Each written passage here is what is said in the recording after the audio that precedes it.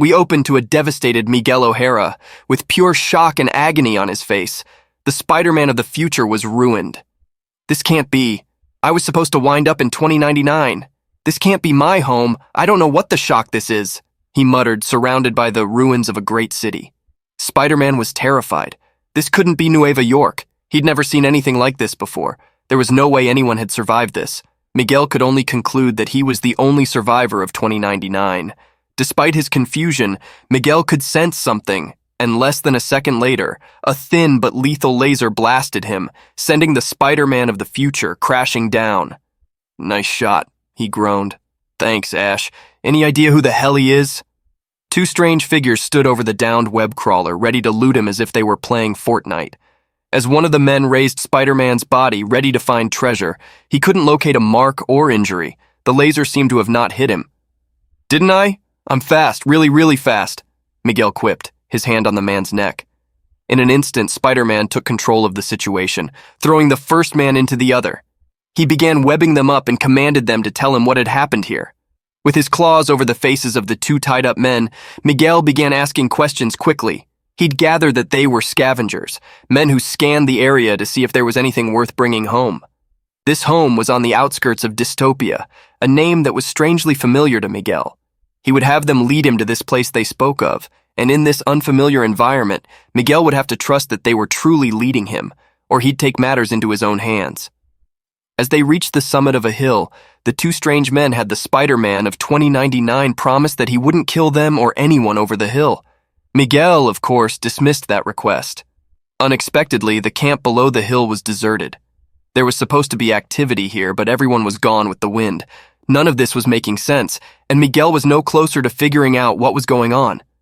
Before this small group could think long, though, a scream broke out, and the two strange men were being swept away by a group of armed soldiers. Now with their weapons aimed at the web crawler, one of them demanded, "Who are you supposed to be, Spider-Man 2099? Called out before being told that he doesn't get to ask questions, shots would blast towards Spider-Man, but these men had no idea who they were dealing with.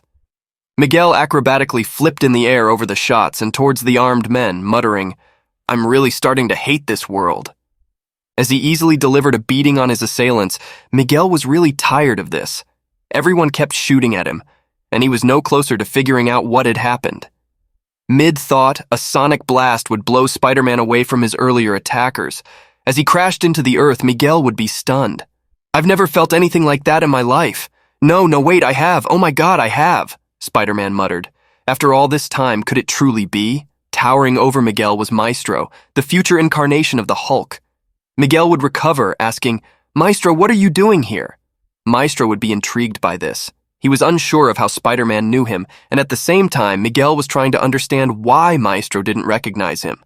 As the two faced off, a small battle of words would be had, during which Miguel would reveal that he got here from time travel. The interaction made it clear to Miguel that Maestro believed he was Peter Parker. With a sinister smile, Maestro would ask Spider-Man to bring him back into the past when he goes back later, always a humorous one.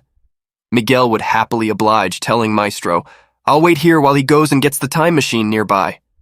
This only enraged the Hulk of the future, though. He slammed into the ground where Miguel stood, growling, "Do you think I'm a fool?" Their fight would now begin. The green beast could not be stopped. On the attack, he would roar, "I do not like being lied to." Spider-Man would do well to dodge these attacks, but Maestro was patient, believing that Miguel would sooner or later run out of energy. The giant would be shut up by a clean kick across the jaw. "God, everybody in this universe just yammers on and on," Maestro grumbled. He would grab the web crawler's leg, intending to squash the 2099 bug.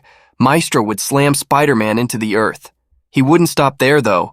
Still holding on, the beast would slam his prey over and over again into the earth, breaking ribs and tearing up the spider. Miguel knew that Maestro wasn't even really trying. He was just amusing himself until he got bored. Thinking this, Maestro did in fact get bored and let Miguel go, sending him crashing again into the ground. Spider-Man 2099 had never been hit so hard in his life. He couldn't move and could barely breathe. Things looked grim. Miguel was going to die in a world that made no sense. Maestro towered over Miguel. "Bring him!" The giant walked away, leaving Spider-Man to the armed man he'd fought with earlier. With the fight over for now and the group ready to travel, Maestro would ask some questions. How did Spider-Man really arrive here? Miguel was more interested in what had happened to this world. Maestro would entertain that question, explaining that it involved a company called Alchemax. They sounded familiar to Miguel. They were responsible. A program they were behind half a century ago went horribly wrong, leading to nukes and chaos. Before the conversation could go on much longer, though, they had arrived, and it was home. Miguel had gathered some information, but Maestro had received nothing from Spider-Man. The two men from the start of this crazy story had their own questions as well. One couldn't hold his tongue and bravely asked Maestro what he had done to their people. With a smirk, the Jade Beast would reply that he was feeling artistic. He needed materials, and the people provided them. The two men turned and froze with haunted expressions. They saw Maestro's artwork, a massive self-titled sign with lifeless bodies decorating it. The men had no words. Maestro would now hold the two men close before thanking them for their input and holding their heads before crushing the remaining life out of them. Holding the beaten body of Spider-Man 2099, the giant would walk through the halls of his home. It's interesting that you would come along at this point in time, Spider-Man.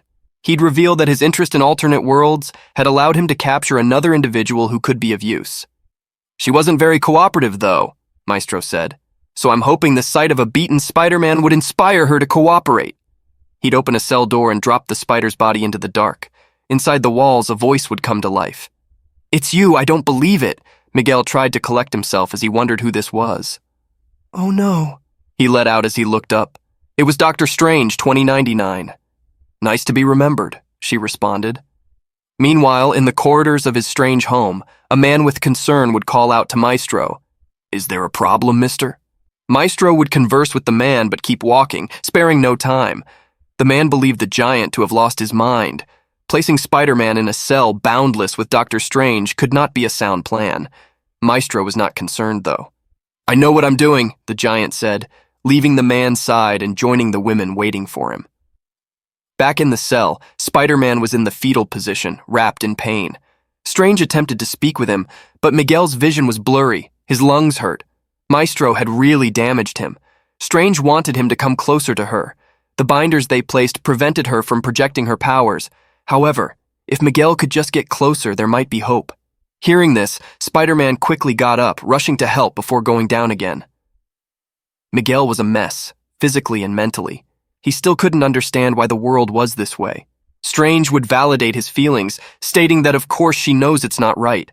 As the Sorcerer Supreme, she knows when the world around her changes, and also she is immune to its effects. She would cut the explanation short, though, and instead now ask Spider-Man to fire his web at her. She'd hesitate before then firing towards her and hitting an invisible barrier. Now, within the circle, a demon would be summoned by Strange to grab Miguel's web and pull him in closer. Once close enough, she would warn Spider-Man that this may sting a bit. Less than a second later, Spider-Man would be screaming in agony, experiencing greater pain than he did at the hands of Maestro. His screams would send guards rushing into the room. They would see Miguel in pain and the sorceress still in chains. What had she done to the web crawler? "She patched me up," Spider-Man would reply as he leaped up and sent the guard crashing into the wall. Spider-Man was back to full health, but Strange was still chained, and unfortunately for them, this guard didn't have the keys. Miguel was now determined to go back to 2015 and fix this mess, and conveniently, Strange knew that Maestro had a time machine, one made by someone else that he could not operate. Strange even knew how to get to it, though the issue of her cuffs still remained. If the marks on them could be removed, she would be able to free herself. This is when, again, the claws of Spider-Man 2099 would come in handy. With no restraint, he would scratch the marks off, allowing Strange to free herself. The sorceress would now reveal that the non-operational time machine was in what Maestro called his trophy room. Miguel, while an expert in biology but not tech, was willing to try his hand in fixing it. Strange would lead the way, but before she could express her wish that they wouldn't run into the Maestro's guard, that's exactly what happened. Gunshots would ring out, and determined to finish this before they get down, the alarm spot was in top form. They had to keep moving. "Gabriel, my mother, everyone in 2099 is counting on me to go back and fix this mess. I can't let him down," Strange said. She would do her part too, and the duo would handle their first big obstacle and continue running. Unfortunately for them, a man peeks behind a curtain and saw the two running towards the trophy room. The two reached the Maestro's trophy room, and their eyes grew wide, There were trophies, relics of all the great fighters of the past. Captain America's shield, Spider-Man's mask, Thor's hammer, and more. But most importantly was the sight of what they came looking for, the time machine. The platform before them was a time machine created by Dr. Doom. How he created it, no one knows. Turning it on is the mystery, one that Maestro himself had yet to solve. With the control in his hands, Spider-Man had no idea how to turn it on, and he would now speak the truth. Maestro is really Bruce Banner, and something like this is fit for him, he said.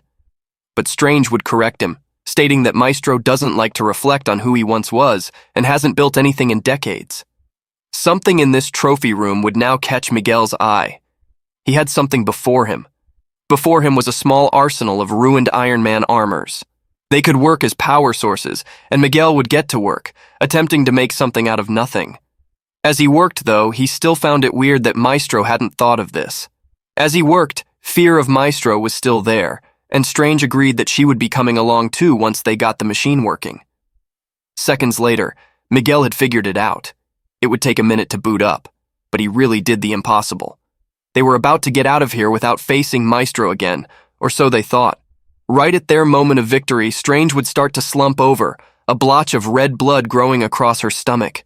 Her body would begin to fall, leaving Miguel clueless as to what was going on. "She's dead." "Hello, Spider-Man. Ever heard of the Hood?" "I doubt you would have. It was the Maestro wearing an invisible cloak." He reached down, playing what he revealed to be a soul dagger from the back of the now-down sorceress. Miguel, now in rage, would charge at the Jade Giant, dodging an attack from his enemy. Symbolically, the Hulkbuster armor, a relic of the past, stands nearby. Spider-Man would shoot his web at the dagger, yanking it from Maestro before grabbing hold of a goblet on the Hulkbuster and blasting it, searing the skin of his green enemy. Maestro would punch back, but that blast drained him. "No, no!" he'd call out as he fell unconscious, watching Miguel use the time machine and leave him there with the lifeless body of Strange. Miguel appeared back in the past, a world he recognized. He had done it, but there was one issue. The remote for the time machine that he'd held was gone. He'd been holding it while teleporting, but now it was gone. Miguel could only assume it was linked to the platform. Was Maestro dead? Miguel couldn't be sure. He was left to only hope Maestro wouldn't find his way back here too. "Get up, he's gone," a voice said next to the down future Hulk. Maestro's eyes opened. "Now good. Wouldn't want to ruin the surprise." Wearing the outfit Strange had just seen, a red figure with purple eyes confirmed they had faked their own death at the hands of the Soul Dagger. Miguel had been working with a fake the entire time. The red demon from earlier was actually the one in control. It was holding Strange's victim. It was a trap. This entire time, they had fooled Spider-Man so easily, and now they had Strange in their palm as well. It was time to complete their plans. Moments later, we see a quiet desert before devastation. Maestro would like Miguel to begin to appear in a different time period. "New Mexico, how little you've changed." He'd grab hold of a blowing newspaper. "December 25th, Merry Christmas." The giant would weep onwards to his objective and a happy new year.